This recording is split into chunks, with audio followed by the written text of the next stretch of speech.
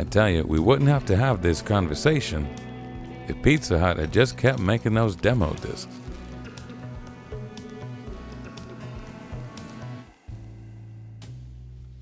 I grew up as a poor immigrant in rural Virginia during the recession and the housing market collapse, in a place where you had to drive out 30 minutes to a town called Bland for entertainment.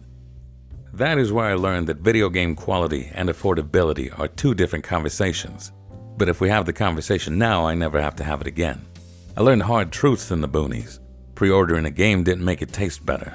The longest, girthiest games aren't necessarily the most enjoyable. It doesn't matter that I bought Jumper Griffin's story for $1 at GameStop. I would have gotten more joy from eating $1 instead. So why am I bringing this up?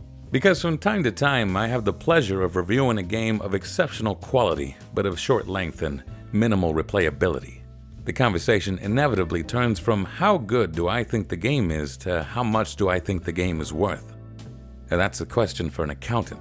It's an easy question, but the answer won't make you many friends. How much do I think a game is worth? Well, how much money do you make? I ain't here to make assumptions about anyone's tax bracket. Money makes subjective opinions even more volatile. It pushes the foolishness of trying to quantify the unquantifiable to another level. But I grew up in a town that was so poor it couldn't afford a drug problem. So even I say developers and publishers should take into account their customers' spending habits and communicate accordingly. I'd say I was pretty good at maths in school, but I don't think a parabola exists that can calculate bang for buck when it comes to games. However, if we assume that game length and replayability offset the cost of purchase, then that would mean online free-to-play games are the most quality games. The cost is zero, and so long as the server hamster stays fed, the length and replayability are virtually infinite. If we continue to follow this logic, then the greatest game ever created would be an online free-to-play game that makes you money for playing. I'm not sure I want to live in a world where League of Legends is the best game in the world so long as I'm the best professional player in the world. I'm not a size queen, there's more to games than just length. But let's continue, Pythagoras. Where do sales and discounts fit into this equation we're making? Maybe Stray could have beaten Elden Ring for Game of the Year if Stray had a 200% off fire sale. Factorio is a game of legend. Maybe you've never played it, but if you're into gaming, you've heard stories or know of someone who's heard stories about the addictive base builder's automation paradise that can take hold of someone for hundreds, if not thousands of hours. Factorio's alpha price was $15. When it was released in early access, the price went up to $20. In 2018, the price increased to $30 in anticipation of its full release. And at the start of 2023, the price was bumped up once more to $35. From $15 to $35, that's a 133% increase in price, and it's never gone on sale.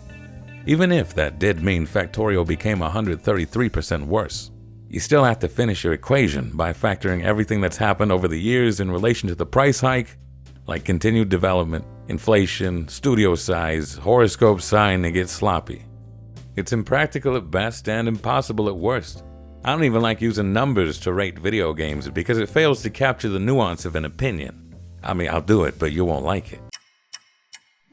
So Dredge by Black Salt Games is a fishy fishing game. It started me off as a tepid 5.5, nothing special but nothing too offensive, and it gets the automatic half point for being a fishing game.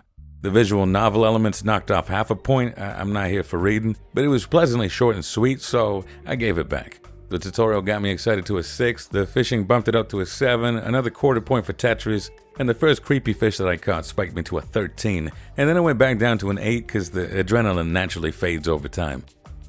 Final tally averages out to a 9.281 out of 10, but that's before I've taken into account the $25 price tag, the fact that it's only made by 4 people from New Zealand, gas prices are up, and the average college student has negative $10 in their bank account.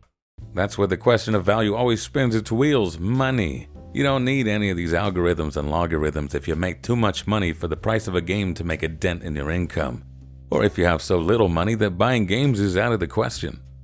Money may not buy you happiness, but it can buy you a lot of video games without question. Ultimately, video games are a want, not a need, a luxury item. And if you have to ask for the price of a luxury item, then you probably can't afford it. Do I think Storyteller's a great game? Oh yeah. Lovely music, gorgeous aesthetic, and thoroughly enjoyable visual puzzles from start to finish. Do I think at 2 hours of gameplay for 100% completion it's worth $15? I think you should ask your boss for a raise.